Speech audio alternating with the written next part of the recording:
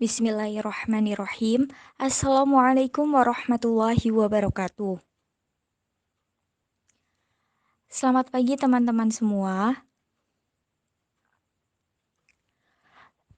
Semoga di pagi yang cerah ini kita selalu mendapat perlindungan dari Allah. Amin, amin ya robbal alamin. Yang saya hormati, Bapak Arif Abdul Haq selaku dosen mata kuliah Administrasi Pendidikan dan teman-teman Tadris Matematika kelas 3A yang saya banggakan. Pada kesempatan kali ini, kami dari kelompok 3 Administrasi Pendidikan akan mencoba mempresentasikan materi tentang manajemen berbasis sekolah. Sebelumnya, perkenalkan anggota kelompok 3, yaitu Muhammad Azril Nurwahyu,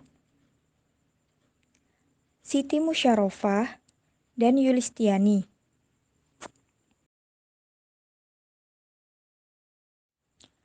Saya Siti Musyarofah, selaku moderator kelompok 3, akan memandu diskusi pada hari ini.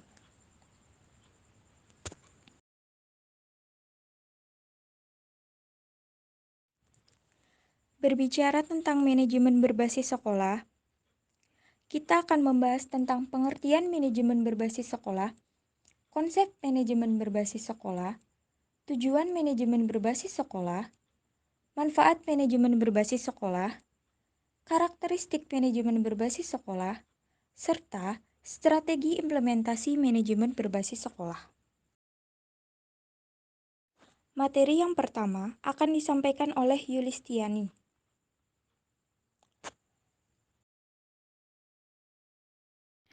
Terima kasih kepada moderator yang telah mempersilahkan saya untuk menyampaikan materi. Baik, langsung saja. Materi yang pertama yaitu mengenai pengertian MBS.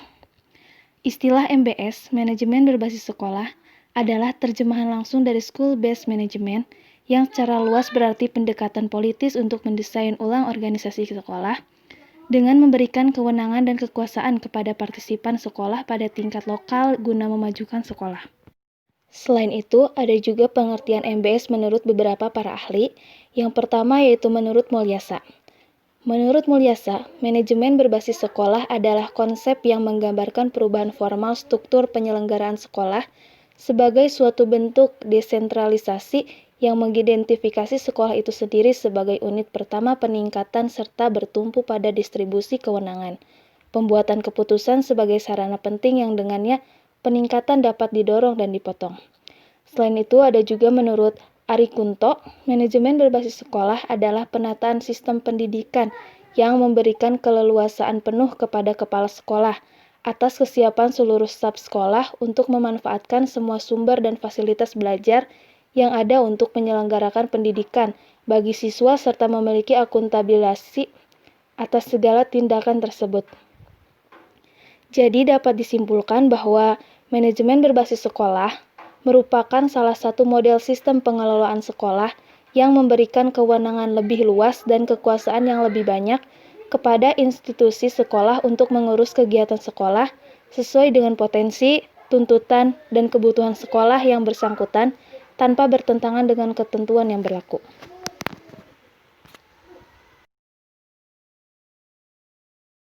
Baik, langsung saja ke materi yang kedua yaitu mengenai konsep manajemen berbasis sekolah.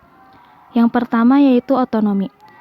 Dimaknai sebagai kewenangan sekolah dalam mengatur dan mengurus kepentingan sekolah dalam mencapai tujuan sekolah untuk menciptakan mutu pendidikan yang baik. Yang kedua yaitu kemandirian. Dimaknai sebagai langkah dalam pengambilan keputusan, tidak tergantung pada birokrasi yang sentralistik dalam mengelola sumber daya yang ada, mengambil kebijakan, mengambil strategi, dan metode dalam memecahkan persoalan yang ada, sehingga mampu menyelesaikan dengan kondisi lingkungan dan dapat memanfaatkan peluang-peluang yang ada. Yang ketiga yaitu demokratis. Dimaknai sebagai keseluruhan elemen-elemen sekolah yang dilibatkan dalam menetapkan, menyusun, melaksanakan, dan mengevaluasi pelaksanaan untuk mencapai tujuan sekolah demi memungkinkan tercapainya pengambilan kebijakan yang mendapat dukungan dari seluruh elemen sekolah. Selain itu, ada faktor-faktor yang harus diperhatikan. Manajemen berbasis sekolah adalah bentuk alternatif sekolah dari program desentralisasi dalam bidang pendidikan. Nah, faktor yang harus diperhatikan yang pertama yaitu penguasaan keterampilan dasar dan proses fundamental. Yang kedua, pengembangan intelektual. Yang ketiga, pendidikan karir dan pendidikan vokasional. Yang keempat, pemahaman interpersonal. Yang kelima, moral dan karakteristik. Yang keenam, keadaan emosional dan fisik. Yang ketujuh, kreativitas dan ekspresi estetika. Yang kedelapan, perwujudan diri. Yang kesembilan, proses belajar mengajar yang relevan. Dan yang terakhir yaitu lingkungan sekolah. Konsep dasar di atas harus diketahui sehingga memudahkan praktisi pendidikan untuk menelaah dan membuta prioritas dalam menetapkan MBS secara profesional. Baik, langsung saja ke materi yang ketiga yaitu mengenai tujuan manajemen berbasis sekolah.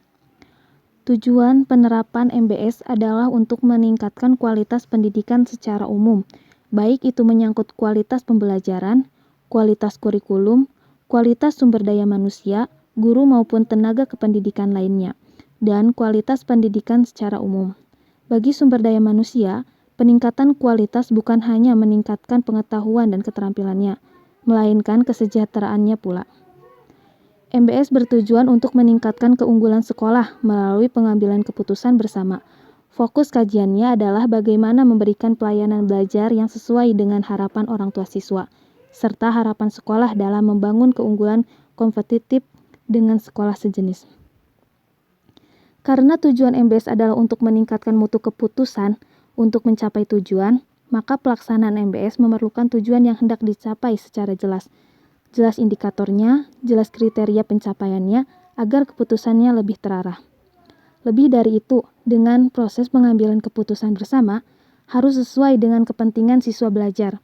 Dilihat dari sisi standarisasi, maka penerapan MBS berarti meningkatkan kinerja belajar siswa melalui pengambilan keputusan bersama, meningkatkan partisipasi dalam melaksanakan kegiatan, dan meningkatkan kontrol dan evaluasi agar lebih akuntabel. Pembahasan selanjutnya yaitu manfaat manajemen berbasis sekolah. Manfaat manajemen berbasis sekolah akan menghasilkan nilai positif bagi sekolah. Di antaranya yaitu, yang pertama, sekolah akan mengetahui kekuatan, kelemahan, dan peluang, serta ancaman bagi sekolah yang bersangkutan, sehingga sekolah dapat lebih mengoptimalkan pemanfaatan sumber daya yang ada. Yang kedua, sekolah lebih mengetahui kebutuhan skala prioritas. Yang ketiga, pengambilan keputusan lebih partisipatif, terutama dalam hal menetapkan sasaran peningkatan mutu, menyusun rencana peningkatan mutu, melaksanakan rencana peningkatan mutu, dan melakukan evaluasi pelaksanaan peningkatan mutu. Yang keempat, penggunaan dana lebih efektif dan efisien, karena penggunaan dana sesuai dengan skala prioritas. Yang kelima, keputusan bersama akan lebih menciptakan transparansi dan demokrasi. Yang keenam, menumbuhkan persaingan sehat sehingga diharapkan adanya upaya inovatif dari setiap sekolah. Karakteristik manajemen berbasis sekolah. Karakteristik manajemen berbasis sekolah bisa diketahui antara lain dari bagaimana sekolah dapat mengoptimalkan kinerjanya, proses pembelajaran, profesionalisme tenaga kependidikan, serta sistem administrasi secara keseluruhan. Sejalan dengan itu, Saud pada tahun 2002 berdasarkan pelaksanaan di negara maju mengemukakan bahwa karakteristik dasar manajemen berbasis sekolah adalah pemberian otonomi yang luas kepada sekolah, partisipasi masyarakat dan orang tua peserta didik yang tinggi, kepemimpinan sekolah yang demokratis dan profesional, serta adanya teamwork yang tinggi dan profesional. Strategi implementasi manajemen berbasis sekolah. Menurut Slamet PH, pelaksanaan MBS atau manajemen berbasis sekolah merupakan proses yang berlangsung secara terus-menerus dan melibatkan semua unsur yang bertanggung jawab dalam penyelenggaraan pendidikan di sekolah, Strategi yang ditempuh adalah sebagai berikut. Pertama, mensosialisasikan konsep MBS ke seluruh warga sekolah melalui seminar, diskusi, forum ilmiah, dan media massa. Kedua, melakukan analisis situasi sekolah dan luar sekolah yang hasilnya berupa tantangan nyata yang harus dihadapi oleh sekolah dalam rangka mengubah manajemen berbasis pusat ke manajemen berbasis sekolah. Ketiga, merumuskan tujuan situasional yang akan dicapai dari pelaksanaan MBS berdasarkan tantangan nyata yang harus dihadapi.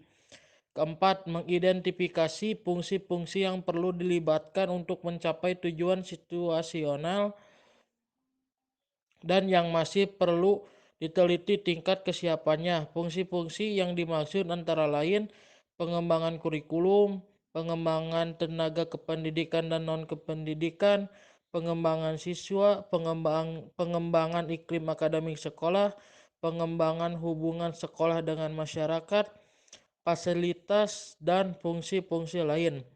Kelima, menentukan tingkat kesiapan setiap fungsi dan faktor-faktornya melalui analisis SWOT. Keenam, memilih langkah-langkah pemecahan persoalan yang tindakan yang diperlukan untuk mengubah fungsi yang tidak siap menjadi fungsi yang siap. Ketujuh, membuat rencana jangka pendek, menengah, dan panjang beserta program-programnya untuk merealisasikan rencana tersebut. Kedelapan, melaksanakan program-program untuk merealisasikan rencana jangka pendek manajemen berbasis sekolah. Kesembilan, melakukan pemantauan terhadap proses dan evaluasi terhadap hasil MBS.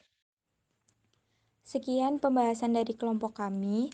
Semoga pembahasan pada hari ini dapat dimengerti dan bermanfaat bagi kita semua.